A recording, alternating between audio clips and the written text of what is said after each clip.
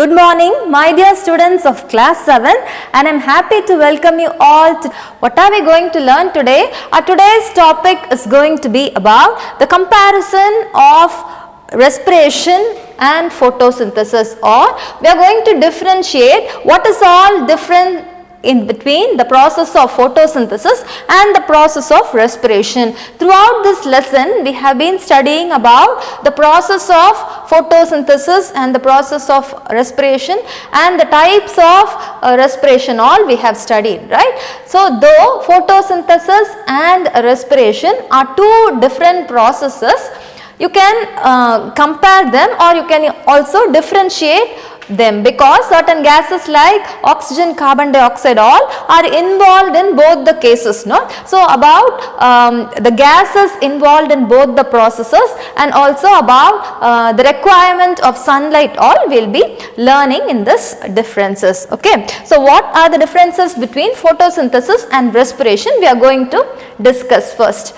The first point is the definition for photosynthesis and the definition for respiration. What is photosynthesis? Photosynthesis is a process in which plants manufacture their food.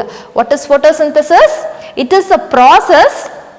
Both of them are processes only, no? So, both of them are processes which can happen in the plants. Photosynthesis is a process where plants manufacture their food. Plants are autotrophs, mostly they are autotrophs, and they prepare their own food, no? So, in this process of photosynthesis, something is manufactured or something is produced. What is produced? Food is produced by the plants. But in the case of respiration, what is produced? Nothing is produced. Of course, end products we get, but the produced ones are used up. What is produced here? The food, which means it is again the carbohydrate or the glucose is produced. In the process of respiration, as the continuation of photosynthesis, the produced glucose is used by the plant. Why it is used by the plant? Because plant needs energy. So, simply production of food or production of glucose will not give energy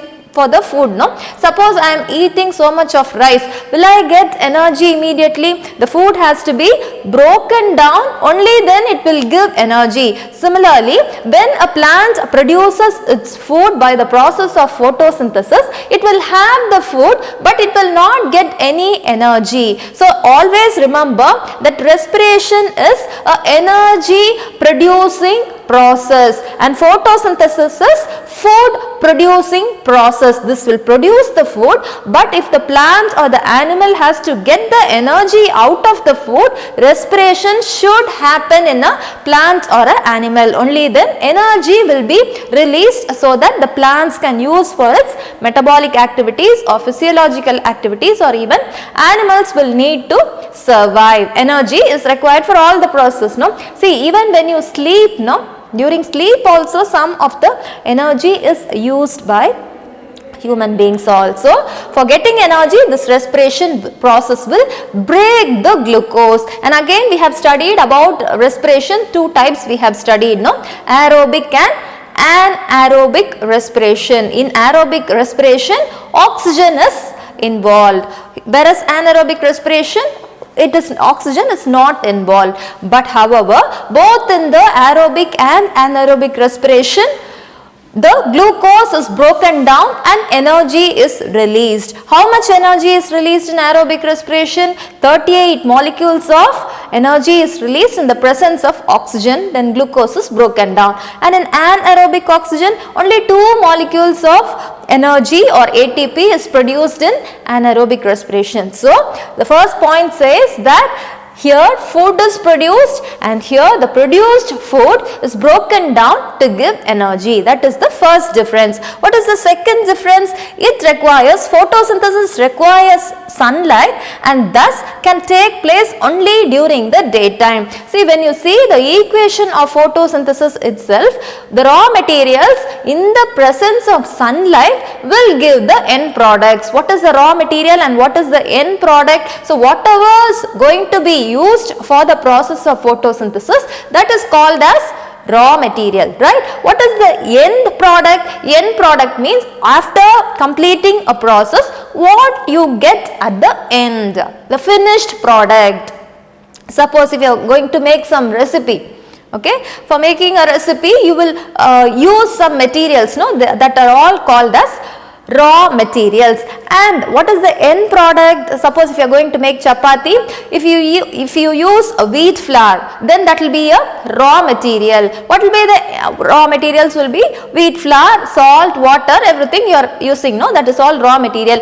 At the end what you get? The roti you get, no, or the chapati you get, that is the end product. Similarly in photosynthesis, what are all raw materials? Carbon dioxide gas, water, both of them are raw materials. What you get as end product in photosynthesis? Glucose, that is the starch. See, in many books it is referred in many ways, like in some books they will give as carbohydrate is the end product, in some they will mention starch as the end product, in some they will mention as glucose as the end product. So however, these all come under the category of carbohydrate, that is the food produced by the plant, okay. It all means the same because all of them, either if it is a starch or glucose, it is all under the group called as carbohydrates. So at the end of the day, the product formed out of photosynthesis is carbohydrates, that is the food for the plant, okay. So here the important factor here, though you have raw materials, for getting an end product you need the presence of sunlight. Sunlight is the essential factor. Without that photosynthesis will not happen. So when you have sunlight during the day, right, so photosynthesis process will happen only during the day, okay. So why? Because the process of photosynthesis cannot continue without the presence of sunlight, because sunlight is the one which will trap the chlorophyll pigments will trap the light energy from the sunlight and convert it into chemical energy, that is the carbohydrate or the starch, okay. So definitely you need sunlight for photosynthesis. For respiration, do you need sunlight?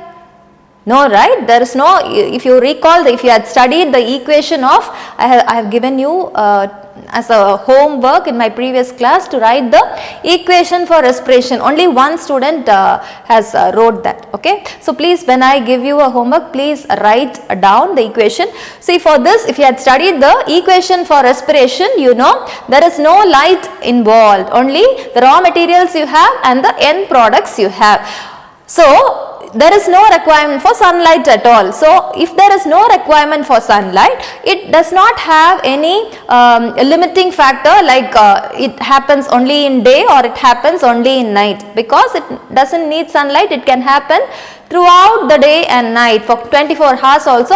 Until glucose is available, this process of respiration can keep on continuing. But here you have a limitation factor. What is that in photosynthesis? Only during the day photosynthesis will happen, because the essential factor for photosynthesis is sunlight. But here you don't have any limitation for respiration. Even if you have oxygen, it will continue. Even if there is no oxygen, it will continue, but the only drawback is it will give less amount of energy. Light has nothing to do with respiration, so sunlight is not necessary, and hence it takes place throughout the day and the night. So what is the first difference? This is a process, photosynthesis is a process where food is manufactured. Respiration is a process where food is broken down to give energy. The second point is it will take place only during the day because it needs sunlight. Respiration, it will take place during day and night because it does not need sunlight. What is the third difference? Energy for the process is obtained from the sunlight and is converted into chemical energy for the food. So here, for this process, energy is taken from some source, okay. This process in respiration, energy is given out. So energy is one of the product of respiration. Here this is considered as a raw material. Why? It is actually not the raw material, but without the presence of energy, the process is not going to continue in the case of photosynthesis. So definitely for photosynthesis you need energy. Energy is used up, and here energy is produced. So actually the technical term is anabolism and catabolism. If something is built out of energy, it is built up, then it is called anabolism, and when it is broken down to give energy, it is called catabolic reaction. In your higher grades you will be learning, but just keep in mind here it depends on something else for energy for the process to continue, and here because of this respiration process, so much of energy is produced. It gives energy. Here it gets energy. From where it gets energy? From the sun. In which form it gets energy? In the form of light energy. In physics all, if you had studied, light is described as a form of energy. We say that it is bright or however we describe, but actually light is a form of energy. So that light energy is the one which helps in the conversion of light energy into chemical energy, that is the food. Okay. So third point is energy is required, and here energy is given out or liberated. Okay. So first point, food is produced, food is broken down in respiration. Second point, it takes place only during the day. Respiration takes place during day and night. Third point, it depends on sunlight for getting the energy. Respiration gives energy because energy is produced or liberated during the process. And three more points we have. The fourth point is carbon dioxide is used and oxygen is released. Why carbon dioxide is used in photosynthesis? Because the raw material for photosynthesis process is carbon dioxide plus water. If you remember the equation for photosynthesis, carbon dioxide plus water in the presence of sunlight will give oxygen and food, or the starch, no, that is the food. So here what is used? Carbon dioxide is used as a raw material, and what is released? Oxygen is released. From where it comes in and goes out? Because through the holes of the stomata, right? Stomata of the leaf only will, it's a hole which will let the gas come in and gas go out. So as a raw material, carbon dioxide is used by the plant, and as an end product, oxygen is given out by the plant. Here in the process of respiration, it is opposite to this. Oxygen is used because in aerobic respiration we have studied for the breaking up of glucose, what is needed? You need oxygen, no? Only then it is called as aerobic respiration. So here oxygen is used as a raw material and carbon dioxide is the end product, which is a waste gas. Actually you cannot call waste as an end product. Usually the beneficial products only we address as end products, but however the result formed here is carbon dioxide, so we can consider it as one of the end products. So oxygen is used here, carbon dioxide is released. Here carbon dioxide is used and oxygen is released. This is the fourth point. The fifth point, where it happens, where photosynthesis process happens. Photosynthesis takes place only in the cells of the green leaves and young stems, which means wherever green color is available in a plant, it can be. So which parts of the plant are all green? Mostly the leaves, and if it is going to be a small plant, then the stem also will be green in color. So because chlorophyll pigment is needed for the process of photosynthesis, so whichever part of the plant is going to be green in color, those parts of the plants will support the process of photosynthesis. So here photosynthesis happens in green leaves and young stem. So here where respiration happens, already in the previous class we have studied, mostly it happens in the cytoplasm of the cell and in the mitochondria of the cell. Do you remember when I was explaining the process of respiration, I have told you it happens in the cytoplasm of the cell and in the mitochondria of the cell. Here they have generally takes place in all the cells of the plant. Where can you find cytoplasm and mitochondria? Inside the cell, right? Which is the liquid portion of the cell is the cytoplasm, and the oval shaped structure with finger like projections is the mitochondria. No, that is the exact location. You can even add up here in your textbook, like instead of within the bracket you can write cytoplasm and mitochondria. And what is the last point? The last point is the equation of photosynthesis and equation of respiration. So here water plus carbon dioxide. What are these two? Water plus carbon dioxide. These two are the raw materials for photosynthesis, right? So water plus carbon dioxide gives glucose plus oxygen.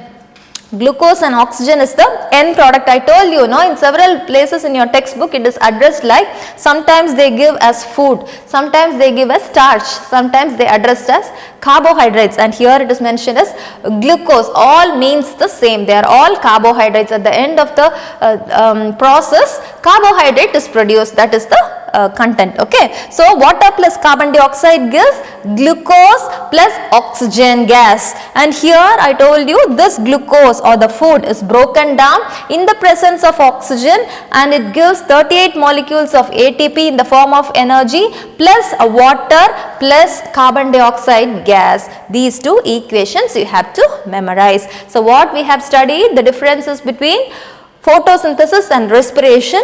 Photosynthesis is produced by the, it's a process where food is produced by the plants, and respiration is a process where food is broken down to give energy, and it happens only in the presence of sunlight. It happens in the presence and absence of sunlight. So respiration can happen during day and night. Photosynthesis process is energy is obtained from the sunlight, and here energy is liberated, it is given out after the process of photosynthesis. Fourth point, carbon dioxide is used, oxygen is released.